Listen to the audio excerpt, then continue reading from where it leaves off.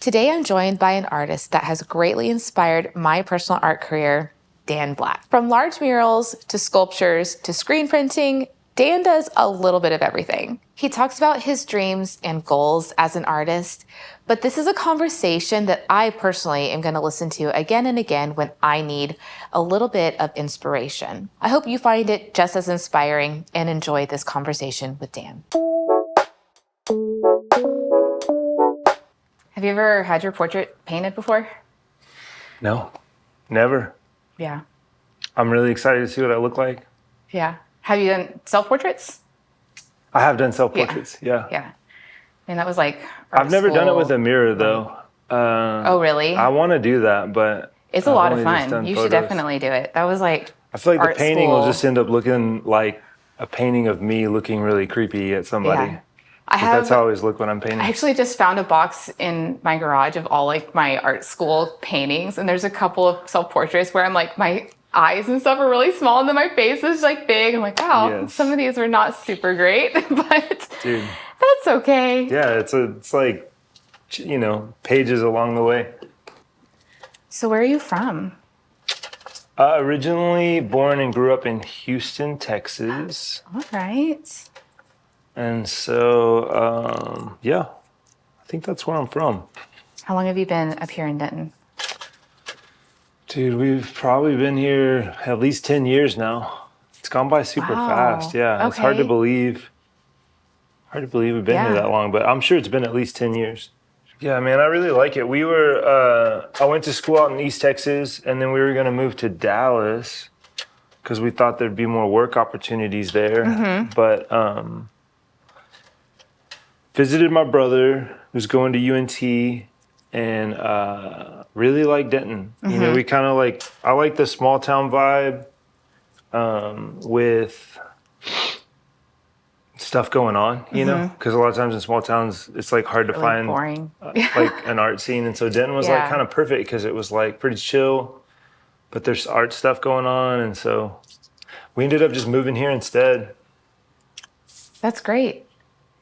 So have you always been in the arts?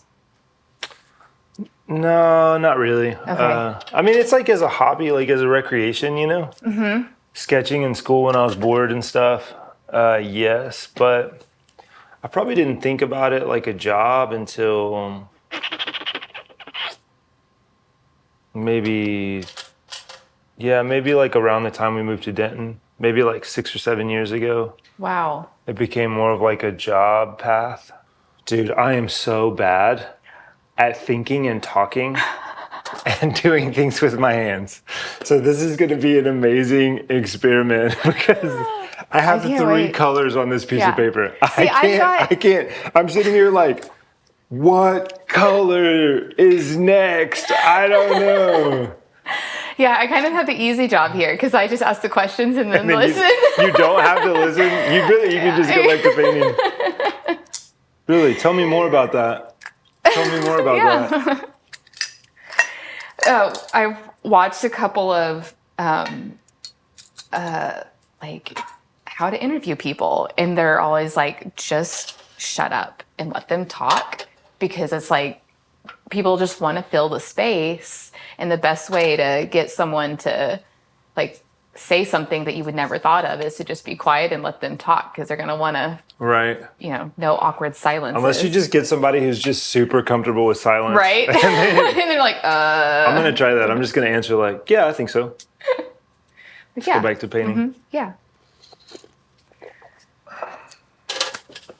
Yeah.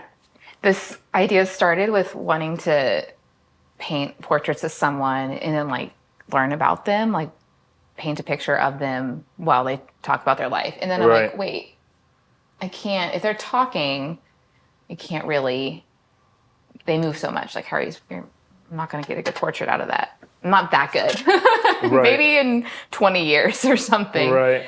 So I was like, oh, I'll do it from a picture, and how fun would it be to just talk to them and like do it at the same time. Right. And especially getting people that aren't artists, getting them to paint a picture, like a portrait. Dude, that's super fun. It's so fun. They've been amazing. It's weird, man. I've been thinking about that a lot. It's like just art is like, it's just part of like human life, you know? Like it's a career, it's a job. It can be, but it's also just part of human life. And it becomes like a weird thing where people don't feel like you reach a certain age, you don't feel like you can paint anymore unless it's your job, you know? Yeah. Yeah. And it's like a bummer. It's a bummer to me. I feel like I'm like, maybe that's why I made it my job, because I thought if it wasn't my job, I'd have to stop doing it. But yeah, you should. And I felt that because I went to art school for a while. I ended up not graduating with an art degree because it was very expensive. Right. But I had this thought, like, if I am not a full-time artist and I'm not making a living off of my art, then I'm not a real artist. Right. You know, you kind of like get that lie like stuck in your head, and it's a lie, you know? Right. Well, and even artists, like titles like that, like artist, like athlete. At what point are you an athlete? And it's like everybody has varying degrees. Like I kind of went through a weird thing of like, when can I say I'm an artist? Yeah. Because even when I was doing it for a living, I'm like, it just felt so weird to be like, I'm an artist. I think because people had associated so many things with it that I realized I'm like, you really don't have to associate all that stuff. Like, Yeah. If you're painting, you're an artist. Everybody's kind of an artist. Like I really believe like everybody's kind of an artist. And so it's like I do art for a living. I'm an artist. It's like the word became less intimidating to me when I realized how universal it was. Yeah. It felt like a title you had to earn. You know what I mean? Yes. And then I was like, you don't have to earn this. Everybody's like born an artist. Like it's kind of a silly culture. Something, and we're all creative in some way. Dude. Yeah, I have a friend, he's a plumber, and he was saying, you know, he'll look at like artists or something that I'm doing, and he's like, wow, that's art. But then he can look at what he does, and I mean, you know, putting plumbing in the foundation of a home, it's like perfect, and angles have to be perfect, and it looks like I could never do that. It's like his art form is totally different from mine. And then my husband is a very technical person, you know, so it's, yeah. Yeah, dude, the idea, there's kind of like a crossover, and I'm sure there's like, I haven't researched it or, you know, but there's a crossover between craftsmanship and artistry. And it seems like for the longest time, the best way to make a living off of your artistic ability was like as a craftsman. Yeah. Because it's like rich people needed, it was like a sign of wealth to have artistry in all your things. Yeah. So it's like you'd have paintings on the wall, but you'd also have like the arm of the chair would be like a wood carving of a lion. Gorgeous crown molding. Yeah. And so it's like if you were an artist, you needed a job. That was like a really practical way to do it, was just to outfit wealthy homes. So it's like a lot of people that were probably born with artistic instincts and inspiration ended up just being like craftsmen, but they're just as much. They're just as much an artist. And I think if you like care about something and you want to try to figure out a better way to do it, and you find satisfaction in that, that's like art, really. It's like kind of just figuring out how to like mess with the things around you, you know, in a fun way. Yeah. I agree. I think that's a really great way to look at it. I have to catch myself, like if in my own life, in my artistic journey, because I'm like, now I'll say, oh, I really want to, I basically took 10 years off of like drawing or painting anything. And I missed it. So I was getting back into it. I was like, man, I always wanted to be an artist. Okay, well, I spent the past 10 years being a photographer. Like, that's still art. Still art, right. So it is just that kind of like, I don't know, where we as a society just categorize things in different ways.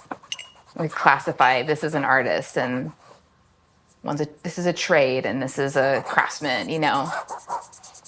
Well, and like trying to make something impressive, impressing people and doing something, I don't know, is like a little bit unrelated to, like, I don't know.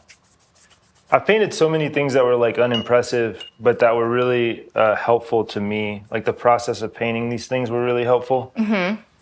but there's no way anybody would see these things and be like, oh, wow, that's awesome. And it's weird because it's like the emphasis becomes like, oh, yeah, do what you do something that's like deep, do something that's meaningful, do something that's profound. Yeah. That has, it contributes to the conversation of history. Oh yeah, no pressure. And also it's really impressive. Like, it's like, I couldn't do it, you know, like, yeah. Myself included, like most people's response to like abstract art and stuff would be like, oh, my kid could paint that. So it's like, don't even show it to me if my kid could paint it. Like, right. It's like the rule becomes like, only show me things that my kid can't do. And it's fine. Like, I think it's cool to do impressive things. Like, that's cool. But putting pressure on it, like you can only ever do it when it's impressive. Right. Then you just never do it. Like, if we're not, most of us aren't, I'm not going to set any records athletically, but I could really benefit from a jog every once in a while. You know what I mean? So it's like, if I like hold off on participating in athletics. You wait till you're perfect at doing something, you're never. You just, it like doesn't happen. Yeah. So then how did you get into the arts? Because is it full time for you now? Yeah, I feel like it's art has been like a full-time gig for me in one way or another for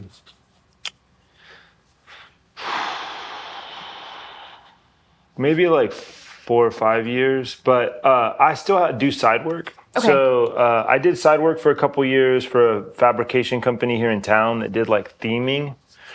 And so I would paint, they would like sculpt these giant like dinosaurs, life-size dinosaurs. There was like things for like theme parks and this and that, and I would paint it. So I would work there part-time, and then I would kind of try to do my thing on the side. And then we reached a point where I did my thing on the side full-time for a couple years. And with COVID, it made that a little bit more complicated. And so I've started working part-time with a screen printing shop here in town. Norman Roscoe represent. Yeah. And they're awesome. They're like so fun. And so I'm kind of back to like two part-time gig things, but it's all been like kind of art-related jobs. Like what qualified me for the job is like art stuff. And so I love, it's like weird because it's like, it's like gig economy. Like everybody's got 2 or 3 gigs. And I always feel like really lucky if all your gigs can at least be something where you're like learning artistically. You know what I mean? You're like... you learn something new. You can grow in your craft. Right. And so it's like in this new arena for me of screen printing, like I'm learning a ton of stuff. And it's like... How fun. Been really awesome. Do you study in school at all? Do you have any formal training? No, I actually went to school for aviation. What? Yeah. Yeah, all that means is I've just got a ton of debt, really. Yeah. But I mean, I was an art student. I went to school for aviation, and so I knew when I started doing art, one, because I had all the debt from school. Like I knew I couldn't afford it. Like, wasn't an option to like live in my van and try to do art. It's like I already had like bills to pay, so I knew for a long time, I'd probably have to do 2 jobs. I knew I couldn't go back to school. But it was cool because it's like I just got real proactive about self-educating. And a lot of friends that I had that did get art degrees were like, oh, dude, you don't really need an art degree. Like, if you want to teach, if you want to get a teaching thing, then it's like a route. But they're like, yeah, man, if you want to do contract stuff, just go for it. And try to make your stuff good. And people might hire you. So I went for it. Yeah, that's awesome. And I think today we're so lucky in the fact that there's so much education out there that you can find free, if not super cheap. Dude, totally. Recycle Books is like my alma mater because all the college students, they like buy their books for the college and then they take them over there. Take them to Recycled and then I snatch them and read them. Are you trying to paint from life? Dude, I am, because this is like my Look at you go. This is my new challenge for myself. Also, I pretty much told myself, like, I can't put pressure on this painting coming out good. because then I there's no won't be able to have pressure. conversation, and I won't be able to enjoy this. And this is such a fun idea. I was like, dude, I want to freaking enjoy this. I'm so glad. So I'm sorry. If you were hoping to get like a good painting of yourself, it's not likely to happen. It's fine. But I'm going to It is have fine. a ton of fun. That's what we're here for. We're here to have fun, good conversations, That's right. challenge ourselves. Like I've done a few of these and they're all, I'm like, I always ask, like, do you recognize yourself? And they're like, yeah. I'm like, okay, then I did good. Right, right. That's a success for me if I Step can one, see myself. can you if tell can it's a see person? It's you. Okay, Yeah. you can tell it's a person. Can you tell it's you? That's step two. Yeah, I've been trying to force myself to do oil. Oil was so intimidating for so long. The first time I oil painted, I came back the next day and touched it and smeared it, and it freaked me out so much that I was like, I put it down and like didn't oil paint for like 6 months. And then I've like slowly been easing back into it. But I'm trying to get into oil painting. I'm trying to get into painting real life. And those are my growth points. Yeah, my first oil painting experience was my senior year in high school. I had never been taught anything about it, but I just bought the paints and it was literally just the paints and a brush and I just went for it. And I had to go to work after that class. And my art class was the last one of the day and I had to be at work in like 45 minutes. So I'm like cleaning up. And this genius over here didn't think like, oh yeah, these are oils and I can't use water. Right. And I had black paint all over my hands because I was just like trying to scrub my hands in water. And I was like, oh my gosh, this is Dude, so it's a learning curve. Yeah. Yeah, I feel like with spray paint, I really started with spray paint. And with spray paint, it dries super fast. So you learn to work super fast. And then I started getting into latex and acrylics, and that is a little slower, but still dries super fast. And so then the next step for me was like oil, but those were all like big jumps. Trying to get into figure sculpture too. It's like another thing, and for that, yeah, man, it's like if I could audit a sculpture class, like. Or I don't know, even just pay for a sculpture class. Like, I feel like I would be fine with that. It's so different from painting. Dude, it's kind of fun to come at it from a completely different direction, too. You know, you're like trying to create the impression of a 3-dimensional thing with tricks on a 2-dimensional thing. You're like using color to simulate form, like light and form. And then in the other one, like you don't really have to care about color at all. It's just about creating a form that light hits right. And so it's like, it feels like the same road. You're just coming from like 2 different directions, you know? It's awesome, man. I feel like it really helps to round out the way that you see stuff, the way that you think about stuff. I have all the sculpting stuff in my garage. I just need to do it. Dude, that's so much stuff in life. Just getting to where you do it. That's like the trick, man. Yeah, you just have to start. That's the hardest, right? Or the hardest part is starting something. Dude, I'm so stressed about finishing this painting. Can we do real talk really quick? I'm rushing these decisions so badly, so I'm just gonna slow down. No, you're good. You are good. I'm gonna slow down right now. I had the thought just a couple minutes ago, like, oh, we could just go monochromatic here, you know? Right. Just try and get in basic forms. Yeah, when you told me about this, I was like, dude, this sounds so fun. But I was like, dude, that sounds like a lot. Talking And finishing a painting. Yeah, it is a lot. But it doesn't have to be a perfect painting.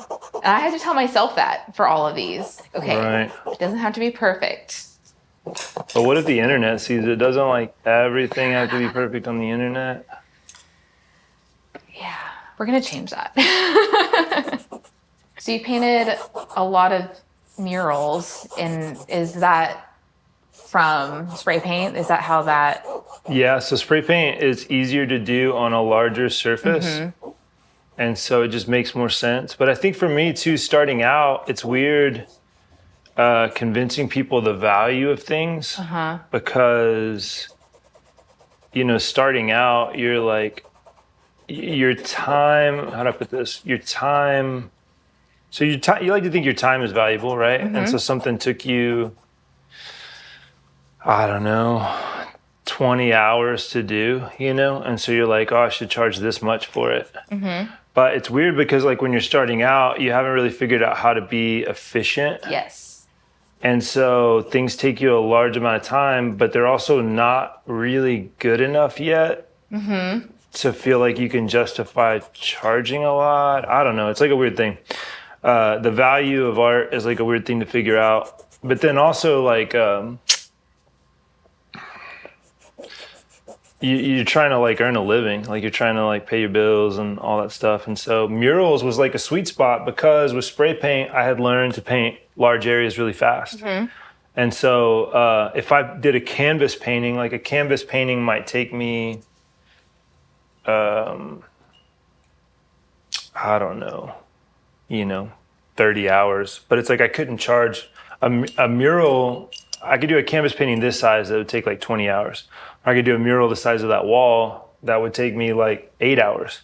And I could charge more for the mural because in people's mind, it's bigger, it's worth more money. So it's like I kind of figured out like I'd accidentally developed this skill set of painting on a large scale. Yeah. And the best like career path early on was to just capitalize on that. Yeah. And so I kind of did that and it worked out great.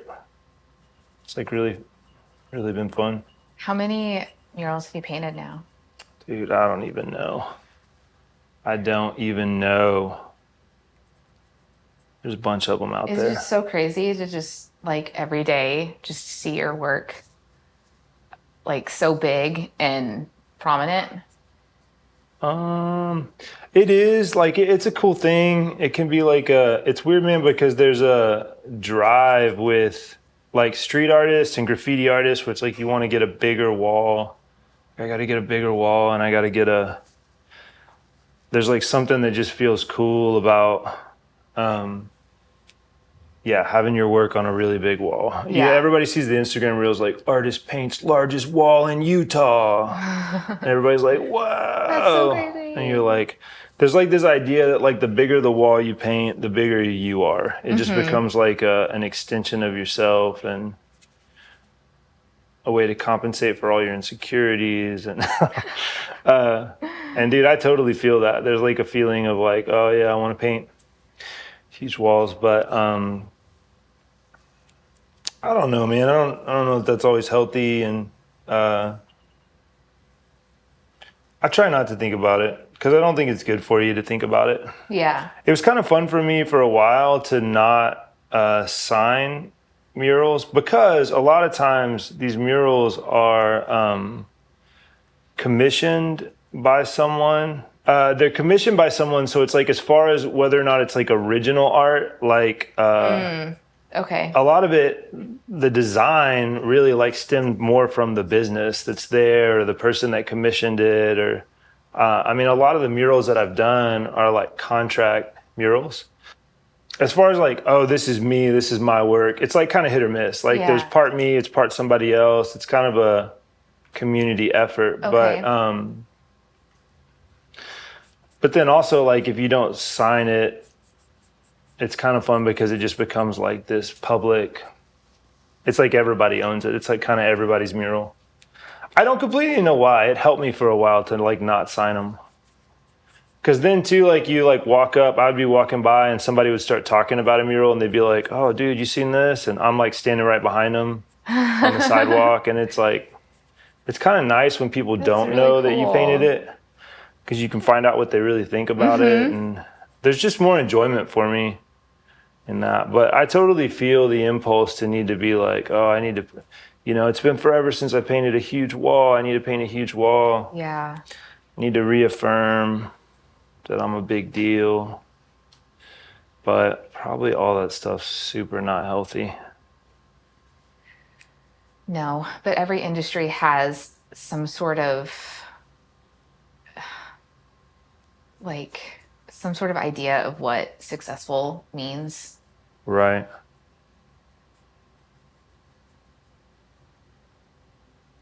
When I was photographing weddings, it was, oh, I've got to get published by this wedding magazine. Dude, you yeah. know? I'm like, well, cool. Is that going to pay my bills? Well, dude, in success, you know, affirmation is cool. We all like, some of us maybe more than others, but we all like wonder, like, you know, does my life matter? And so like getting affirmation in those things is like really cool, but there's definitely like, I feel, you know, we all learn like healthy and unhealthy avenues for that affirmation. That affirmation is like a really important part of your health. And so you don't want to give that power to things that will mishandle it, you know? Yeah. It's nice for people to like your work and when people resonate with it. Dude, yes. Yeah, because you don't feel alone. Yeah. Especially when you paint something that's really meaningful to you and somebody else is like, oh, I get it. You're like, okay, great, I'm not alone. Yeah. What are some of your like future art goals or career goals? If you have any, no pressure. To me, man, the fun of success with art is like getting to research it more. Like, I feel like I'm always just trying to carve out time to play. Like, I'm working on oil painting and sculpture right now, but it's like I've got other things like in the lineup that I'd love to get to later. And so I think I'm just trying to get to a place where, like, you know, your bills are paid and you've got time to play and to learn. I feel like that would be the sweet spot for me. Personally, I'm trying to get there myself. Yeah, just time to like to get into sculpture, to buy more materials, to mess up those materials, to buy other materials, like just the expense of an education. Why is it so expensive? Just everything is expensive. Just life is expensive. Have you done a gallery show? Dude, I did one a long time ago with a buddy of mine here in Denton. And it was super fun. I've never done a solo show. Yeah, I've been thinking about trying to do one this year. It's been, you know, a lot of personal stuff happening. And so it just hasn't been ideal to do something like that, which I guess maybe never it's ideal. It's never ideal. You just got to like do it. I think it's like a personal goal of mine. Like I would love to, not necessarily a solo show, but to get work into a gallery just for like a discipline would be.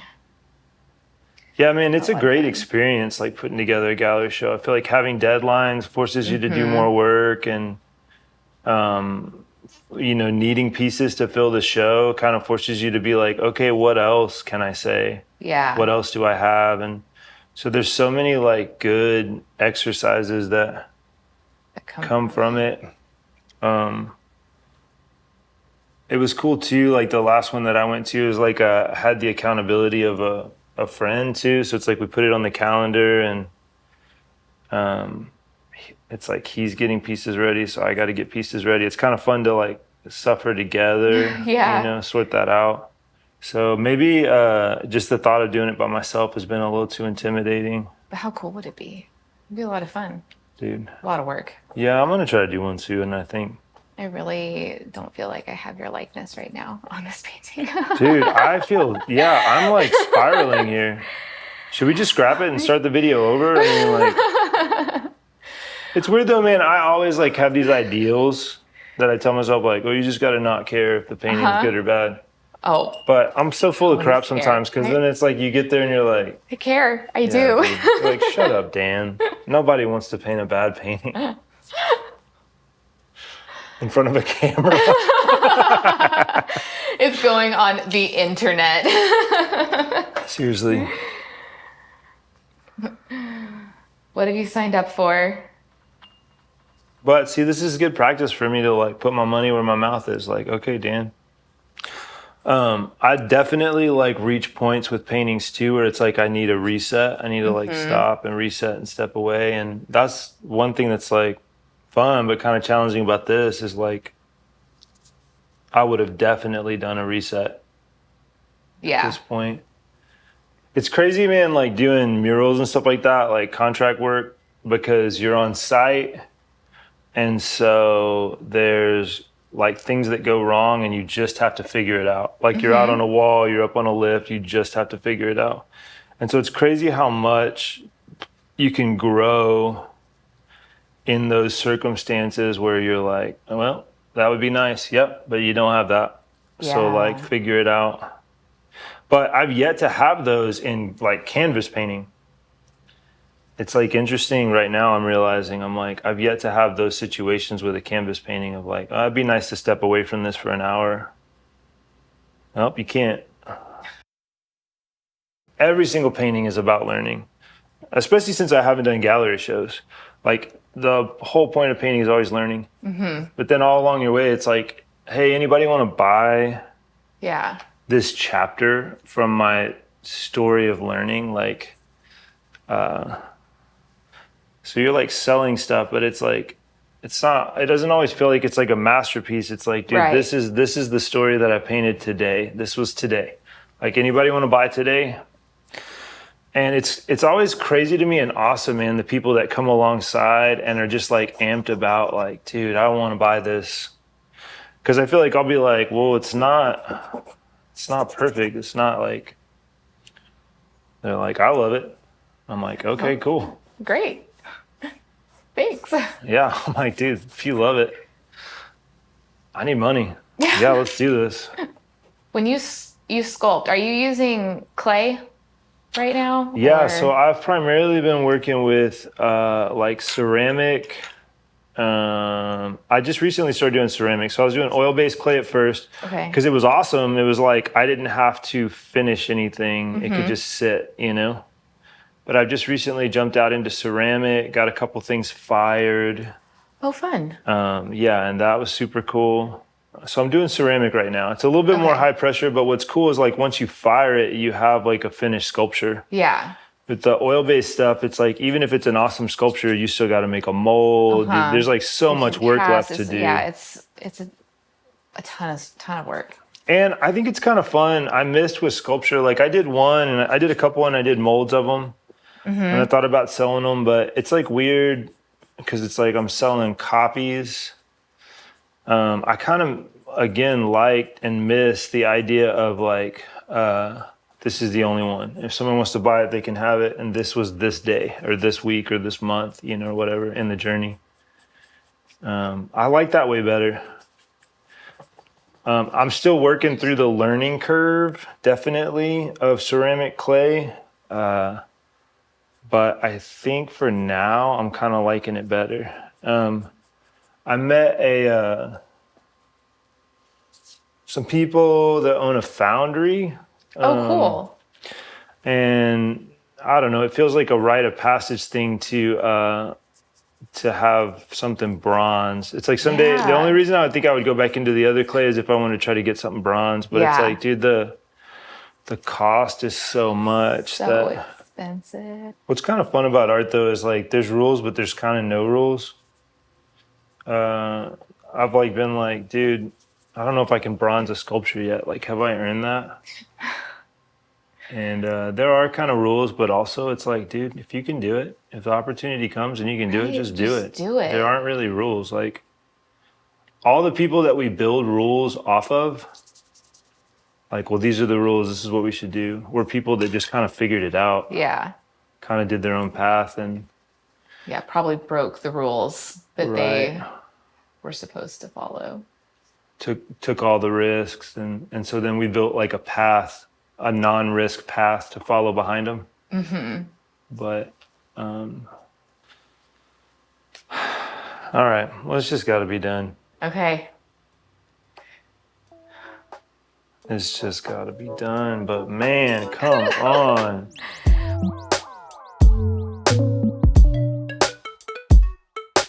Ready? 1, 2, 3. Oh, nice. I can see myself in it. Okay, well, it's a likeness. It's not. That's amazing. Yeah, Dude, you I like love the it? colors, yeah. Yay, thank you.